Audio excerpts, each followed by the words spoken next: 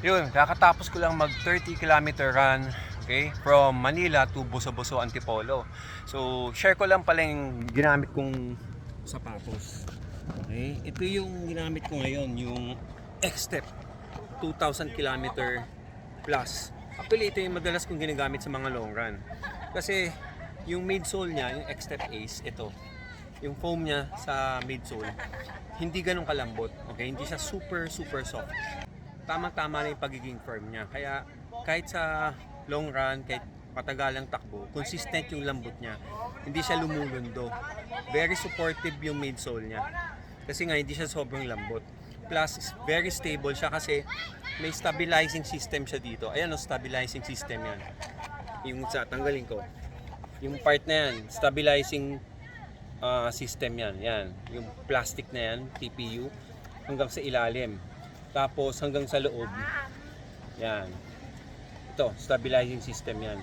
So, ang ginagawa niya is sinusupport niya yung weight natin, yung bagsak natin kung nag-overpronate tayo or oversupinate.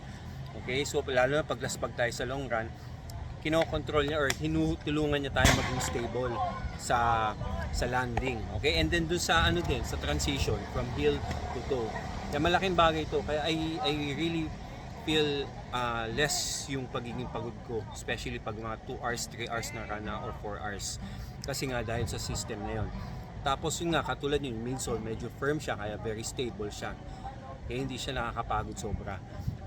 Okay, tapos yung width niya, panalo. Kasi very roomy itong part na to. Tapos yung material niya dito sa uppers medyo nag-i-stretch, kaya nag-a-adapt siya sa shape ng paa natin.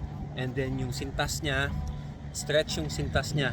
So, okay, nag-a-adapt din yung laces niya dun sa paa natin, lalo pag magalaw tayo. Okay? Maganda yung laces niya at saka yung uppers niya. Very comfortable. Tapos ito ang kapal nito. Ang kapal yung foam na yan. Kaya pag suot mo pa lang, ramdam mo na yung yakap niya sa paa natin. Very comfy. Tapos yung tang din niya makapal. Okay, makapal yung tang niya. At the same time yung tang may gasket. Kaya hindi yan basta-basta gumagalaw. Kahit anong takbo natin, kahit anong layo, kahit anong bilis ng takbo natin. Kaya to be honest, very comfy for me itong X-Step 2,000 km plus.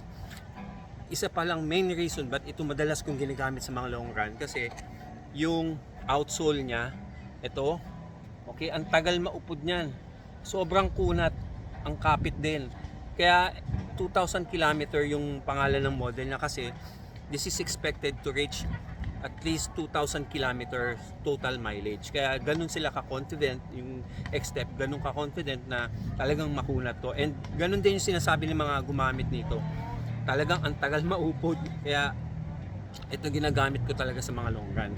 Kaya talagang confident ako na hindi ako masisiraan ng or maupuran ng sole sa gitna ng takbo. Yun. Kaya grabe. Kaya kung interested kayo dito, paki-check yung yellow basket. Ilalagay ko dyan para makita nyo ibang colors din, ha? And yung price and size available. Okay? Thank you.